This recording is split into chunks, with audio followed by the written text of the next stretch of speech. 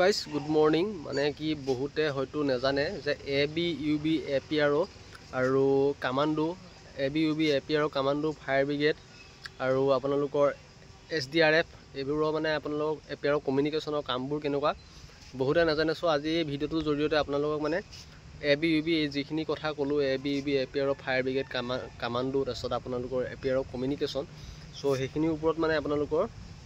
কেনেকুৱা ডিউটি পৰে, কি কৰিব লাগে আৰু কেনেকুৱা কামবিলাক কৰিবলগীয়া হয় সেইখিনিৰ ওপৰত জনাম আৰু কেনেকুৱা কি বস্তু থাকে এইখিনিৰ ওপৰত আপোনালোকক সকলোখিনি অলপ তথ্য দিম। আপোনালোকে ভিডিঅ'টো সম্পূৰ্ণ চাব। প্ৰথম কথাটো আপোনালোকৰ UB বুলি যে কৈছিলোঁ, UB পৰা মই আৰম্ভ কৰোঁ। UBটো হ'ল আপোনালোকৰ ডিষ্ট্ৰিক্ট পুলিচ বুলি কয় সাধাৰণতে, গম পাইছেনে? UBটো সাধাৰণতে ডিষ্ট্ৰিক্ট পুলিচ কয়, যিটো DEFত পৰে, মানে ডিষ্ট্ৰিক্ট এক্সিকিউটিভ ফ'ৰ্চ। ডিষ্ট্ৰিক্টৰ ভিতৰতে UBটো থাকিব লাগিব। আপোনালোকৰ ডিষ্ট্ৰিক্টৰ ভিতৰত যিমানখিনি থানা থাকিব থানাখিনি আণ্ডাৰতে আপোনালোকৰ UBখিনিৰ পষ্টিং হয়, বুজিছে নহয়? আপোনালোকৰ ধৰি লোৱা যিকোনো ধেমাজি ডিষ্ট্ৰিক্টত থাকিলে আপোনালোকৰ ধেমাজি ডিষ্ট্ৰিক্টতে মানে আপোনালোকৰ যিমানকেইখন থানা আছে তাৰ থানাৰ ভিতৰত এখনত আপোনালোকৰ পষ্টিং হ'ব, মানে বুজিছে নহয়? ডিষ্ট্ৰিক্টৰ ভিতৰতে থানাৰ ভিতৰতে। চ' আপোনালোকে ধেমাজি ডিষ্ট্ৰিক্টত থাকিলে ডিষ্ট্ৰিক্টৰ ভিতৰতে আপোনালোকৰ থানাৰ ভিতৰত কোনোবা নহয় কোনোবা এখনত আপোনালোকে থাকিব লাগিব। যেনেকৈ আপোনালোকৰ আউটপোষ্ট হওক, কিবা হওক, পেট্ৰল পোষ্ট হওক, যিয়ে নহওক, চিলাপথাৰ থানা হওক বা তেনেকুৱা ধৰণৰ এখন মানে আপোনালোকৰ যিকোনো থানা এখনত আপোনালোকৰ পষ্টিং হ'ব, বুজিছে নহয়? চ' আপোনালোকৰ মানে ডিষ্ট্ৰিক্টত থাকিব লাগিব। আৰু তাৰপিছত AB কথা কম। ABখিনি সাধাৰণতে আপোনালোকৰ যেনেকুৱা বেটেলিয়ান থাকে,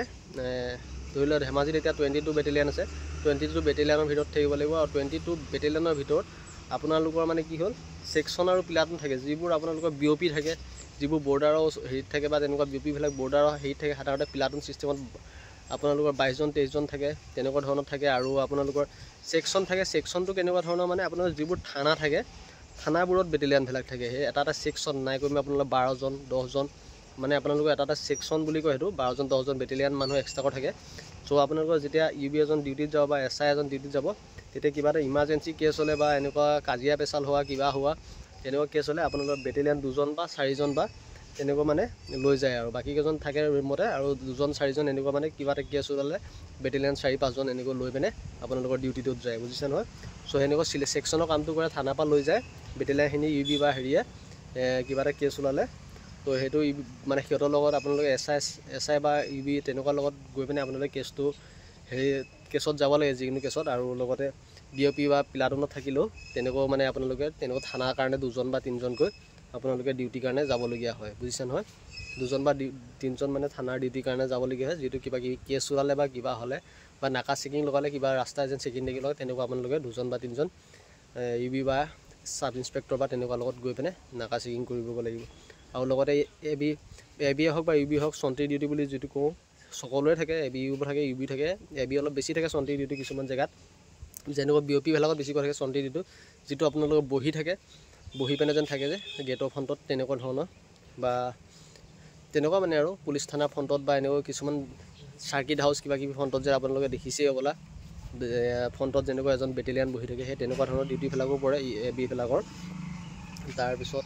আৰু UBবিলাকৰ সাধাৰণতে ডিউটিবিলাক কেনেকুৱা ধৰণৰ পৰে, UBবিলাক মানে আপোনালোকৰ থানাত থাকিব লাগে। থানাৰ যিবোৰ কেছ আহে, কেছবোৰ আপোনালোকৰ হেণ্ডেল কৰিব লাগে। হেণ্ডেল মানে কি আৰু SI ছাৰে কৰিব, SI কৰে ফাৰ্ষ্ট। SI পিছত আপোনালোকৰ UB কনষ্টেবলে ধৰি লওক কিবা কিবি চুৰি হ'ল পঠিয়াই দিয়ে, তেতিয়া বেটেলিয়ান লৈ UBবিলাক মানে আপোনালোকৰ যাব লাগে কেছটোত। ধৰি লওক কিবা এটা কেছ হ'ল, UB বা SI বা এনেকুৱা সকলোখিনি মিলি বা SI এজন গ'ল বা UB এজন গ'ল বা বেটেলিয়ান আপোনাৰ 3-4জন গ'ল, তেনেকৈ গৈ মানে আপোনালোকৰ কিবা এটা ইমাৰ্জেঞ্চি কেছ হ'লে, এক্সিডেণ্ট হ'ল, কিবা হ'ল, UBবিলাক সাধাৰণতে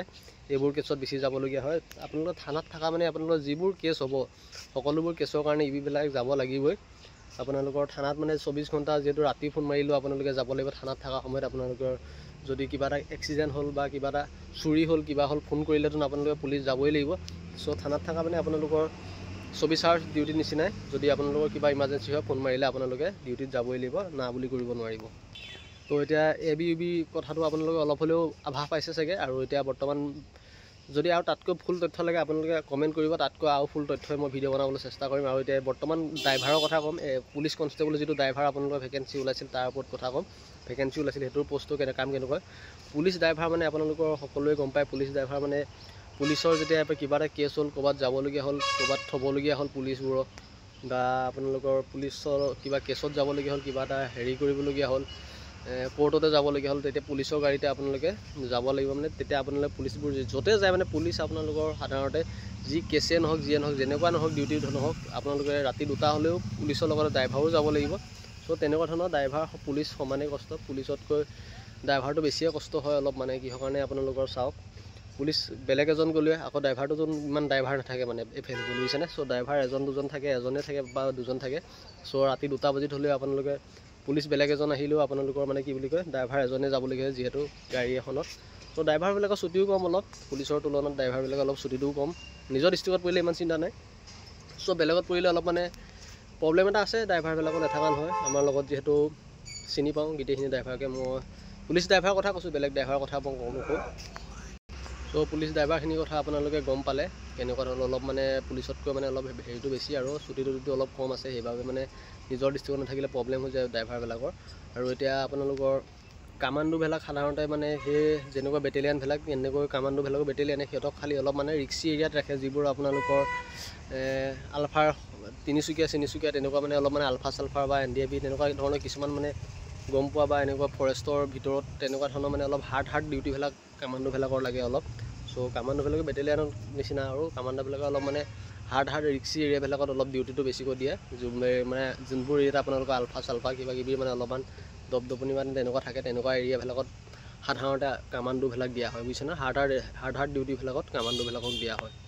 তাৰপিছত APR কমিউনিকেশ্যনৰ কথা সুধি আছিল APR কমিউনিকেশ্যনৰ কাম কি APR কমিউনিকেশ্যন মানে APR কমিউনিকেশ্যনটো এনেকুৱা এটা বস্তু আপোনালোকৰ যিটো মানে আপোনালোকৰ কিবা এটা ফ'ৰ্চ লৈ গ'লে আপোনালোকৰ কিবা অলপ পুলিচ ধৰি লওক কিবা এটা ডিউটি ইলেকশ্যনৰ ডিউটি গৈছে নাই কমে আপোনালোকৰ এটা ছেকশ্যন বা এনেকুৱা 20-30 জন গৈছে তেনেকৈ তাৰ লগত এজন APR বা দুজন APR যাব লাগে ধৰি লওক তেনেকুৱা ক্ষেত্ৰত ডিউটি পৰে ধৰি লওক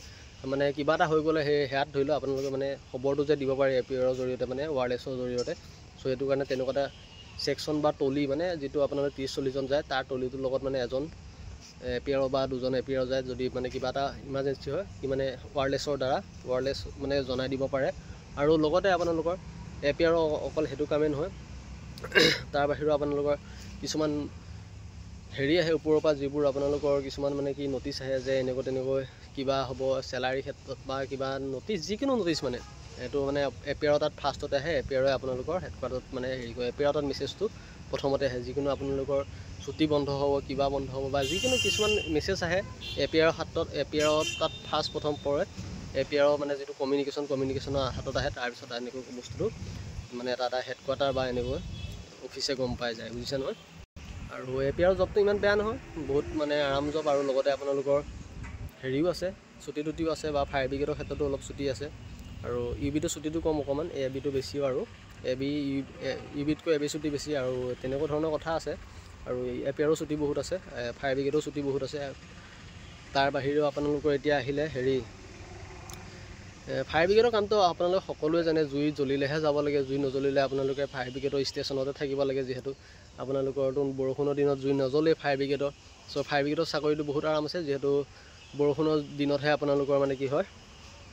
যাবলগীয়া হয় আৰু এনেকৈ বৰষুণৰ দিনততো হয়তো ইমান জুই চুই নালাগে তেতিয়া যাবলগীয়া নহয় তো মানে জুই লগা দিনত মানে জুই চুই লগা দিনত অলপ হয় আৰু মানে বহুত আৰাম চাকৰি ফায়াৰ ব্ৰিগেডটো আপোনালোকক জনাই দিছোঁ ফায়াৰ ব্ৰিগেডটো ইমান কষ্ট চাকৰি নহয় আৰাম চাকৰি অফিচতে থাকিব লাগে খালি ষ্টেচনত ফায়াৰ ষ্টেচনত আৰু লগতে আপোনালোকৰ মানে কি হ'ল কিছুমান সেয়া ডিউটি বাহিৰেও আৰু কিছুমান ডিউটি যাবলগীয়া হয় যেনেকৈ